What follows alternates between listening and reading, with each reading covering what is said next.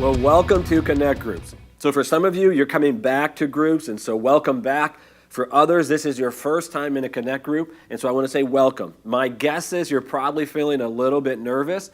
Maybe there are some faces you don't recognize, and this whole idea of getting into small groups maybe is intimidating. I know it would be for me. I'm by nature a shy person, so it's a weird dynamic. I can get up in front of hundreds and be totally comfortable, get me into a small group of people I don't know, and I get very shy. So I very much feel your pain, but let me tell you, that feeling, you'll get over that quickly. And I'm confident that Connect Groups will become very important in your relationships. You will learn to love them, and they will be a huge support to you in your life. So I want to thank you for all of you for making this a priority. This is the vision of our church. We want to get people into purposed relationships so that they can become disciples of Jesus Christ. One, we're commanded to do it, but two, we're designed to live this way. We're designed to be in relationships. And so I want to encourage you on this journey. So let me give you a little bit of a preview.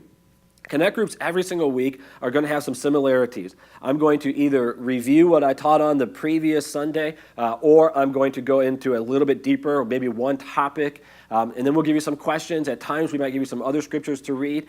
But here's our goal. We want you in Connect groups to do two things. These are the two primary purposes of Connect groups, just so there's no confusion. We want you first to connect with people. This is why they're called Connect groups. We want you to connect with them, and then we also want you to discuss the previous Sunday's message. We put a lot of energy and prayer and preparation into Connect groups, into the sermon on Sunday, I should say, and we want you to go over that, and so that it becomes something that we're all wrestling together. And so I just want to encourage you that way. But here's another rhythm to Connect groups. The first few weeks, the questions might be a little bit, they're not going to be too surfacey. I mean, they're going to ask you to confront some things in your life. And so the first few weeks, it's going to be just kind of some little bit more surfacey questions. And then we'll start to get a little bit more personal. Now, I don't want to scare anybody, okay? So I'm not saying this so that you think, oh, I got to get out of here.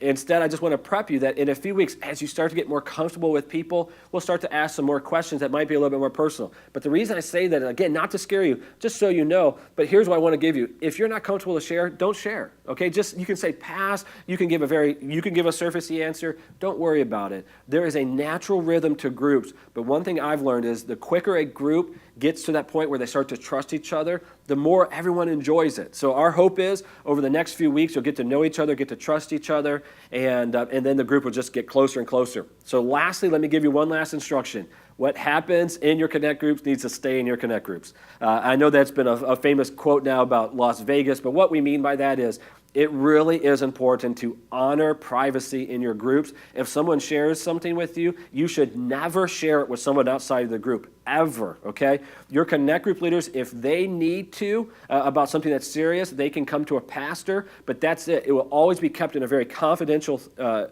in your groups, in confidence.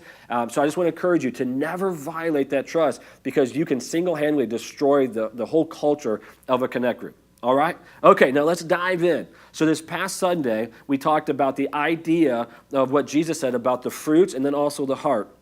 What Jesus said is the evidence for your life of determining if you truly trust Jesus and are obeying Jesus is in the fruit, or is in the behavior of your life.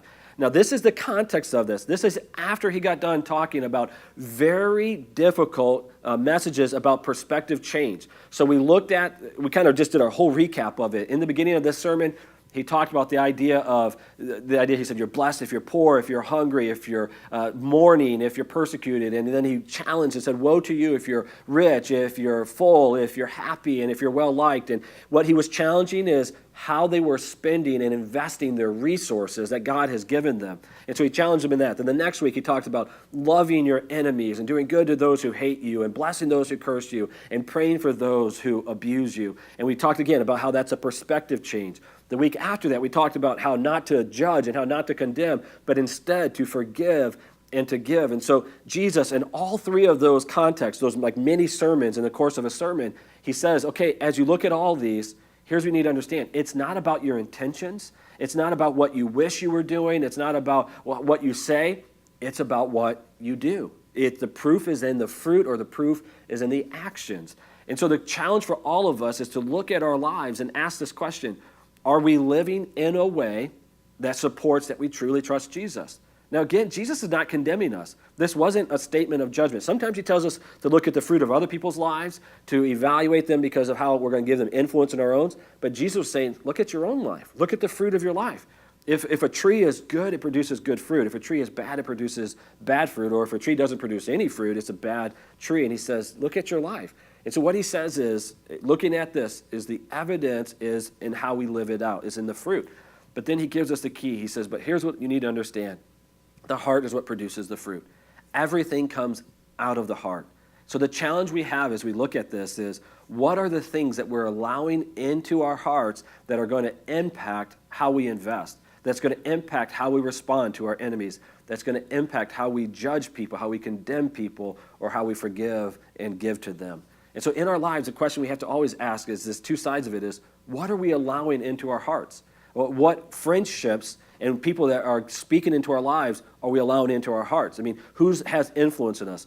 What are we watching? TV shows. What are we looking at online? And what are the things that we're processing? What are the things that are really starting to shape how we think? What's the music we listen to? Well, what are the magazines we look at? What are the websites that we go to that start to shape in our minds the things that become priorities for us and become values for us and desires for us? So what do we allow in, and what do we need to be more defensive about? But then here's the second part of that. What are we purposely placing in our heart to help us do the things that Jesus called us to do? Are we placing in the Word of God into our lives through studying it, through devotion? Are we experiencing worship and worship music that starts to give us some clarity in our lives and starts to touch the parts of our hearts that are broken and easily deceived? Are we having godly friendships and godly relationships into our lives that will help us pursue the things that Jesus laid out for us? So Jesus tells us the source of the fruit is our hearts, and so we have to protect our hearts. And so this is what I want you to discuss. You're going to actually recap and discuss the last really 4 messages as we start Connect Groups. You're going to look at what we invest our resources in. We're going to look at how we respond to our enemies. We're going to look at how we judge or condemn or versus forgiving or giving. And we're going to look at the fruit and our hearts. So as you go through these questions, I encourage you to share as openly as you can. And I'm praying that you have an amazing group. And this is going to be an exciting year of Connect Groups. Guys, I'm very proud of you. I love you. And I'll see you at one of our weekend services.